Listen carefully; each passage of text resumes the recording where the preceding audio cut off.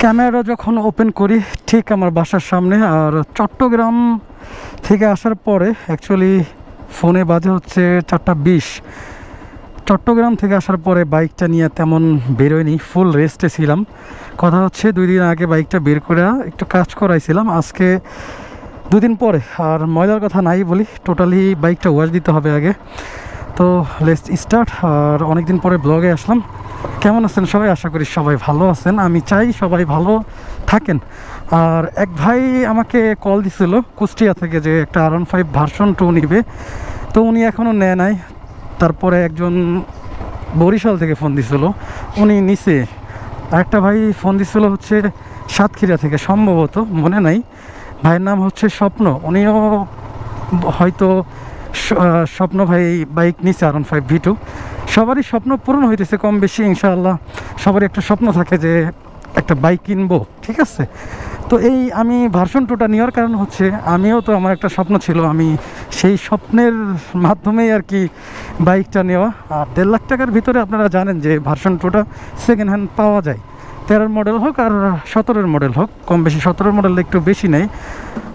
একটু এদিক দিয়ে যাই, রাস্তাঘাট একটু আমাদের ভাঙ্গা, সো কিছু করার নাই, এলাকার ভিতরে একটু এরকম থাকতে পারে। তো যাই হোক, বাইকটা নেওয়ার পরে এই 6 মাসে, হয়তো 6 মাস হয়েছে যে, মোটামুটি 6 মাসে মনে হয় 6,000 টাকা আমার কাজ করানো লাগছে। মাসিক আপনার ফুয়েল খরচ বাদেই 1,000 টাকা এটার পিছে লাগছে, মানে লাগবে কম বেশি। এই বাইকটাতে কাজ করাইতে গেলে একটু মানে খরচা আছে। আর যাই হোক, এখন কথা হচ্ছে আপনারা তো অনেকেই শখ করে বাইকটা নিতে চান, একটু মানে ভালো দিক তো আছে এই বাইকটার, অবশ্যই ভালো দিক আছে। ভালো দিক না হইলে তো আর আমি নিতাম না। যাই হোক, এখন কথা হচ্ছে 1.5 লাখ টাকার ভিতরে প্রিমিয়াম একটা bike, special edition and sports edition, এক কথায় এই ব্যাপারগুলো এটার ভিতরে পাওয়া যায়। আর টপ ট্রাই করলে 150, 45, 40 কষ্ট হলেও উঠে। আর নর্মালি 130, 35 অন্য কোনো বাইকে এইভাবে এই প্রাইসের ভিতরে এই স্পিডটা উঠবে না। যেমন যদি 4B নেই আমি, 4Bতে জোরাজোরি করলে 130 উঠবে নর্মাল। আর যদি কোনো মানে টেসিংয়ের কোনো কেবল টেবল লাগানো থাকে বা লাগানো যায়, তাহলে হয়তো একটু বেশি ওঠে।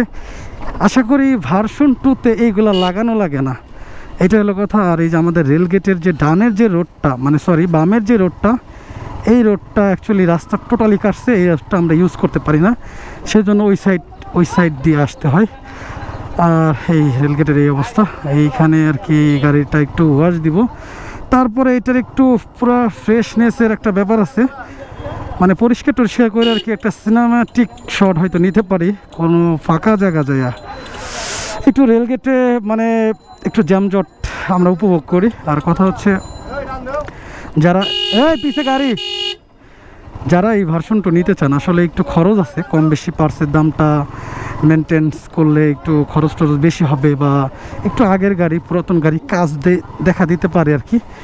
এইগুলা করতেই হইব, কিছু করার নেই। সামনেরটাই যাই। কি অবস্থা ভাই?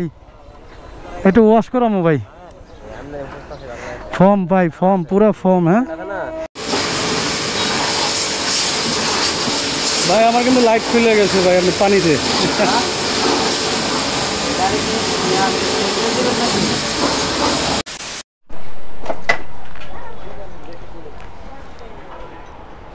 পুরা পাংখা হয়ে গেছে। এইখানে আসার পরে আর কি ওই ভাই আর কি পরিচিত ছিল, তো ওই যে ভাইটা, উনি আর কি ওনার পার্সোনাল আলাপ শুরু করে দিচ্ছে, এই জন্য ভিডিওটা আর কি কন্টিনিউ করতে পারি নাই।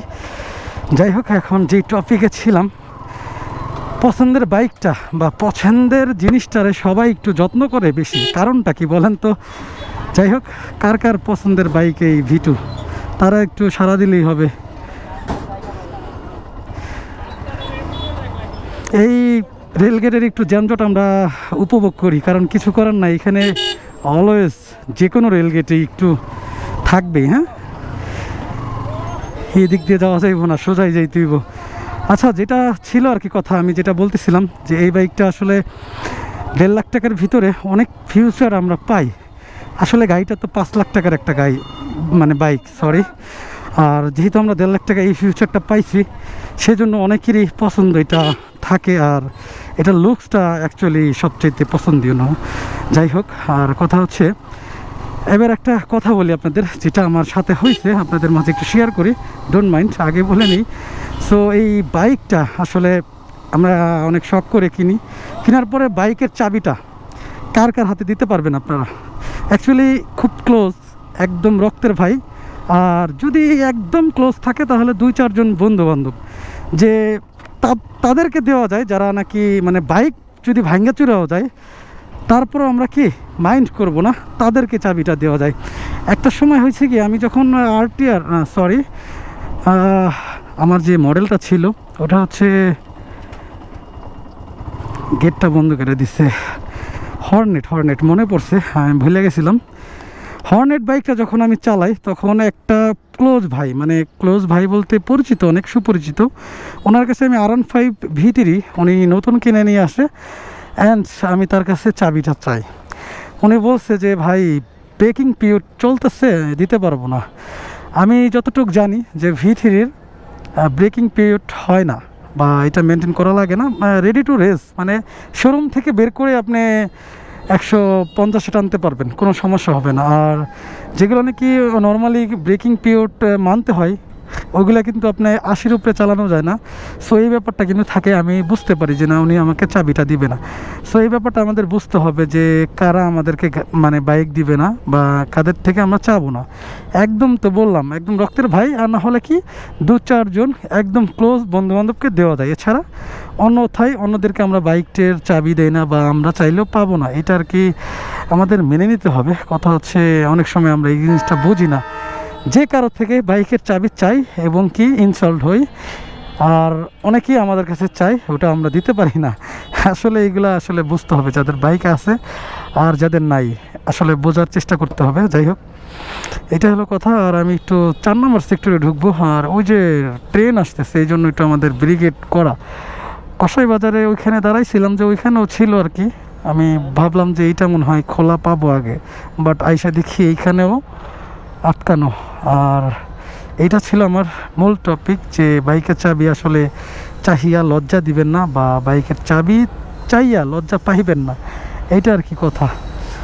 ট্রেনটা কিন্তু খুব ছোট, মানে লোকাল ট্রেন মনে হয়, এই জন্য খুব ছোট, খুব দ্রুত চলে যাবে, আর আমিও ক্রসিং করতে পারবো খুব সহজে।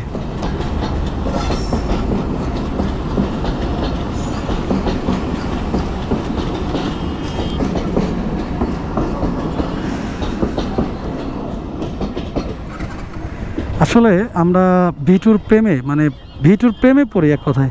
ট্রেন কি আর একটা আসবে, এখনও খুলে না কেন? খুলছে রে, আলহামদুলিল্লাহ। অ্যাকচুয়ালি অনেকেরই স্বপ্ন, আমি জানি যে V2 কিনবো, আর কথা হচ্ছে V2 কিনলে একটু খরচ করাইবে, বাট আপনার মজা পাইবেন আর কি, মানে চালায় আসলে অনেকটা ফিল ভালো, খরচ যদিও বেশি হয়, সব দিক দিয়ে আর কি আমি স্যাটিসফাইড আর কি এক কথায়। লুকসের কথা বলেন, মাইলেজের কথা বলেন, তারপরে যে কোনো একটা গাড়ির সাথে কম্পেয়ার করার কথা বলেন, যে কোনো বাইকের সাথে কম্পেয়ার করলে এটা মোটামুটি ভালো একটা দিক। তো চলেন এটা একটু সিনেমেটিক শটটা নিয়ে আসি, বাইকটার লুকসটা একটু দেখি আমরা, বাইকটা ওয়াশ করার পরে অ্যাকচুয়ালি কেমন লাগতেছে। আর যেহেতু 3-4 দিন পরে বাইকটা নিয়ে বেরোলাম সিটির ভিতরেই, আমি কথা হচ্ছে বাইকটা প্রচণ্ড ময়লা ছিল। আর গতকালকের যে ভিডিওটাতে আপনাদেরকে দেখাইছি 4টা বেয়ারিং লাগাইছি, আসলে ভালোভাবে আপনাদের বলতে পারি নাই হয়তো। বাইকটা ওই বেয়ারিং লাগানোর পরে পারফরমেন্স অনেকটাই আপগ্রেড হয়ে গেছে বাইকের, কোনো লড়াচড়ি নাই। আবার গ্যাপ মানে গর্তে মরতে পড়লে কেমন জানি আগে মনে হইতো যে পিছন থেকে চাক্কাটা লড়তেছে, এরকম একটা ব্যাপার ছিল তখন। এখন স্ট্রং বা হার্ড লাগতেছে বাইকটা। মোড়ের ভিতরে কেউ দাঁড়ায় বলেন, যাত্রী নেবেন তো একটু সামনে যান। ও বাইকটা একটা কড়াসড় একটা টান দিই, কিসের ব্রেকটা ঠিক আছে, হ্যাঁ আলহামদুলিল্লাহ। হাওয়া ছাড়তে হবে, মানে হাওয়া ছাড়া লাগছে, একদম ফ্রি হয়ে গেছিলো। অ্যান্ড ওই যে মাস্টার সিলিন্ডারের যে পাইপটা থাকে ওইখান থেকে যে অয়েলটা যায় পিস্তনের ভিতরে, ওইখানে আর কি একটু ঝামেলা হয়, আপনারা জানেন যারা হাইড্রোলিকে কাজ করাইছেন। অবশ্যই বুঝতে পারবেন যে হাইড্রোলিকে কাজ করাইলে অনেক সময় এই চাকা খুললে এই প্রবলেমটা দেয় যে একদম ফ্রি হয়ে যায়। হ্যাঁ, এই বকেটের দ্বারাই যে কাজগুলো হয় আর কি, যে প্রেশারটা আর কি নিতে পারে না। ও সামনের ব্রেকটাও মাখন হয়েছে। এইবার ভাই আমার বাইকের আর একটা কাজ আমি করাবো, লাস্ট ফুল কমপ্লিটের জন্য, মানে এরপরে আর কি চালানোর পরে সেল করে দিব, এটা আর কি আমার চিন্তা ভাবনা। বাট এইটা চালানো মানে চাক্কা দুইটা আর কি, টায়ার দুইটা চেঞ্জ করার পরে বাইকটার পারফরমেন্স আমি একটু আর কি ফিল নেব। যদিও ভালো লাগে বা সার্ভিস ভালো পাই, হয়তো আর সেল টেল করবো না আর কি, হয়তো লং টাইম ইউজ করব। আর যদি দেখেন যে না একটু প্যারা লাগতেছে, অন্য গাড়ি আমার দরকার আছে বা অন্য কোনো গাড়ি আমার কেনার দরকার, তখন আমি এটা সেল করে আরেকটা গাড়ি কিনবো ইনশাল্লাহ। চলো না একটু মেন রোড থেকে একটু ফিলটা নিয়ে আসি। অনেকদিন ধরে উত্তরা সিটিতে যাচ্ছি না, মানে সেক্টর দিয়ে বাইকটা চালাইতেছি। তো চলেন একটু আমরা সিটির ভিতরে, সিটি বলতে উত্তরা সিটির ভিতরে যাই। ভাই আমার তো লাইসেন্স নিয়ে আসি নাই, তারপরে গ্লাভস পরি নাই, রোডে যাওয়া কি ঠিক হবে? ঠিক হবে, মানে এয়ারপোর্ট থেকে ঘুরে চলে আসতে হবে। তো চলেন যাওয়া যাক। আর এই ডানে বামে যাওয়া যাবে না, কারণ হচ্ছে মামলাটা দিলে ভাই মামলা দিতে পারবে না ইনশাআল্লাহ এই উত্তরা সিটির ভিতরে, তার আগে ক্লোজ হয়ে যাবে, মামলা ডিসমিস হয়ে যাবে, এরকম একটা ব্যাপার। ও জোস ফিল লাগতেছে, আর এই ওয়েদারটাও ভালো লাগতেছে।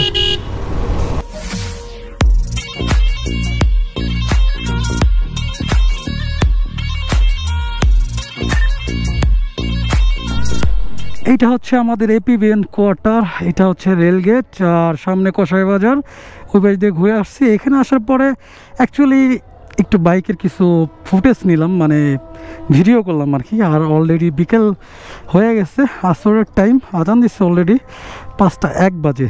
সো এলাকায় ঢুকবো, আর এলাকায় ঢুকার আগে আরও কিছু কথা আপনাদের মাঝে বলে অ্যান্ড ক্লোজ করে ফেলবো। তো চলেন বাসার দিক যাই, আর ক্লোজ করার ব্যাপারগুলো আপনাদেরকে একটু লাস্ট শেয়ার করি আর কি। ফার্স্ট কথা হচ্ছে বাইকটা ওয়াশ করার পরে, চেনে মোবিল দেওয়ার পরে, আর যেহেতু গতকালকের ভিডিওতে দেখছেন আমি হয়তো বেয়ারিং লাগাইছি 4টা, আর তারপরে পারফরমেন্সটা মাখন একটা পারফরমেন্স আমি পাইতেছি, ভালো লাগতেছে আর কি ওভারঅল। আর কথা হচ্ছে কালকে একটা কমেন্টে দেখছি এক মানে বড় ইউটিউবারের, মোটো ব্লগস করে, 3 থেকে 3.5 লাখ তার সাবস্ক্রাইবার হবে। সো উনি একটা ভিডিও করছে, ভিডিওতে কমেন্ট এমন আসছে যে ভাই ডেলি এক জিনিস ভালো লাগে না, বা একই টপিক খুঁজে পাচ্ছেন না, এরকম কথা বলছে। সো ভাইয়া আবার রিপ্লে করছে যে ভাই যদি আমার ভিডিও ভালো লাগে তো অবশ্যই দেখবেন, আর যদি আমারটা ভালো না লাগে তাহলে অন্য যাদেরটা ভালো লাগে তাদেরটা মানে দেখবেন। উনি কষ্ট পাই আর কি কমেন্টটার রিপ্লে দিছে, কারণ হচ্ছে 5টা বছর উনি সার্ভিস দিচ্ছে, ব্লগ করে, খুব ভালো ব্লগ করে। সো অ্যাকচুয়ালি অনেক কষ্ট করে কন্টেন্ট তৈরি করে, একটা ইউটিউবার এত সহজেই কিন্তু ইউটিউবার হয় নাই, সব কাজেই কিন্তু পরিশ্রম আছে, তারপরে হচ্ছে সফলতা। যাই হোক, অনেক কষ্ট করে সে ভিডিও বানাই। তো ওই ক্ষেত্রে আমরা আজকের ভিডিওটা আমার ভালো লাগে না, আপনার কালকে ঠিকই লাগবে, বা প্রত্যেকটা ভিডিও যে ভালো হবে বা ভালো লাগবে সবার, এটা কিন্তু আসলে মানানসই না, মানে কথাটা আর কি। একদিন ভালো লাগবে, একদিন লাগবে না। 3.5 লাখ সাবস্ক্রাইবারের ভিতরে 10,000 ভিউ হয়, 15,000 ভিউ হয়, তা ওই চিন্তা করলে তো 3.5 লাখের ভিতরে 3 লাখ ভিউজ তো হবে নাকি? ওইটা কিন্তু হয় না আসলে। সবাই সবার ভিডিও দেখে না, আবার সব সময় দেখা হয় না। আমি একটা ব্লগারের ভিডিও দেখি, হয়তো 5 দিনে একটা দেখি, এরকম হয়। সো যেটা ভালো লাগবে ওইটাই দেখবেন। ভিডিও যদি ভালো লাগে অবশ্যই লাইক, কমেন্ট অ্যান্ড সাবস্ক্রাইব করবেন। সো আর না লাগলে ইগনোর করবেন, সমস্যা কি, দেখবেন না, অন্য একদিন দেখবেন, যে যা ভালো মন হবে বা ভালো লাগবে ওইগুলো দেখবেন। সো ওই কমেন্টের পরে আর কি আমি চিন্তা করলাম যে আমি তো এক হিসাবে নতুনই, তাই না? নতুন যদি হয়ে থাকে তাহলে আমার কি হবে? ভাই আমার ভিডিও যদি আপনাদের যেটা ভালো না লাগবে ওইটা দেখবেন না, আর যেটা ভালো লাগবে ইনশাল্লাহ ওইটাই দেখবেন। আর যদি আমার এই ভিডিওটা ভালো লাগে তো অবশ্যই একটা লাইক করবেন। ওই বাইকারদের মতো আমিও চলে যাই, আল্লাহু আকবার, এই পাশ দিয়া। তো ভিডিওটা থেকে বিদায় নিব। তো ভালো থাকবেন, আবারও কথা হবে, সাক্ষাৎ হবে নতুন কোনো ভিডিওতে। আর ভালো থাকবেন সবাই, পরবর্তী ভিডিও আসার এক পর্যন্ত।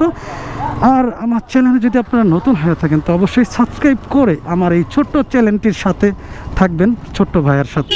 সো ভালো থাকবেন সবাই, আল্লাহ হাফেজ, আবারও দেখা হবে।